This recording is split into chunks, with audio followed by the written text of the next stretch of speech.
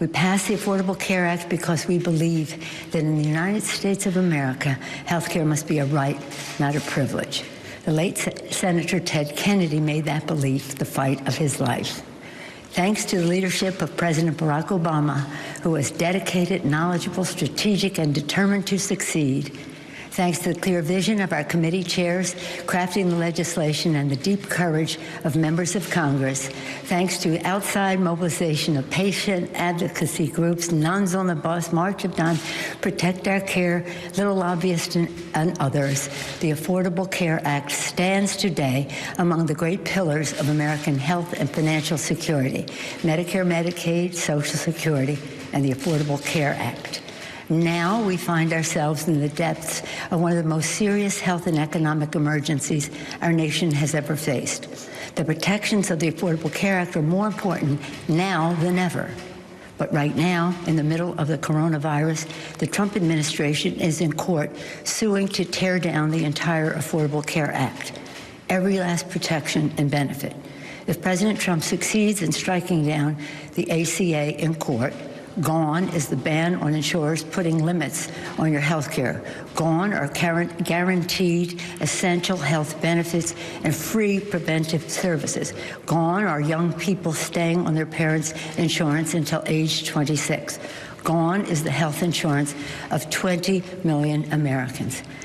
And gone are the life-saving protections for more than 130 million Americans with pre-existing conditions. Today, therefore, I'm calling on President Trump to abandon his lawsuit seeking to strike down the Affordable Care Act. Instead, the president should urge the 14 states who have refused to expand Medicaid to do so. Last Thursday, Pope Francis offered the world this prayer: enlighten those responsible for the common good so that they might know how to care for those entrusted to their responsibility.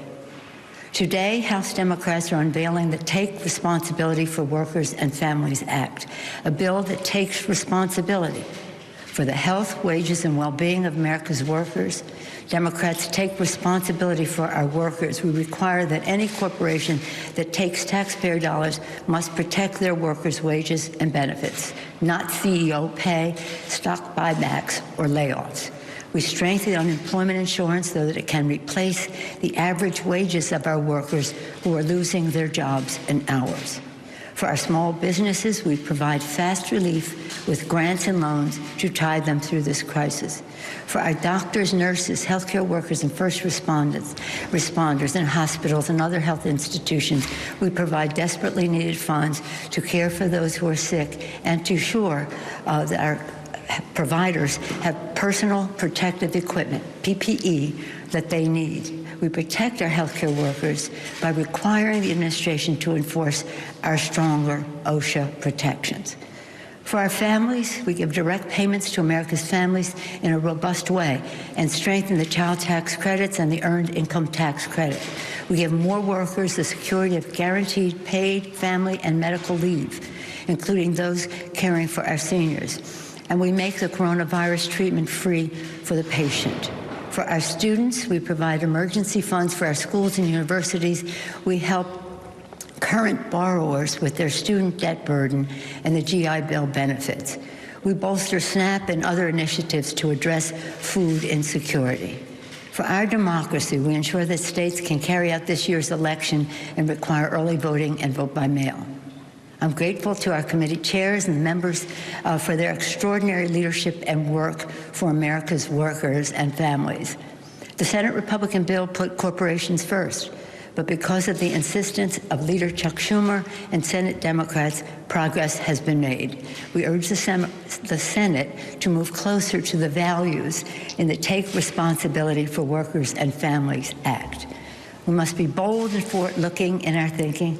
We must be swift and evidence-based in our actions, and we must be prayerful. God bless the families of those who've lost loved ones and those fighting this terrible illness now. God bless our nurses, doctors, first responders, and men and women in uniform. God bless the men and women in our factories making medical supplies, cars, all of it, and those keeping our grocery shelves stocked with food. God bless the scientists racing to find a cure. God bless all of you, and may God always bless America. I'm Egberto Willies, host of Politics Done Right, an independent news program. I post several news videos of interest every day. I ask you so kindly to subscribe to my channel, and please leave me some comments. Thank you very much.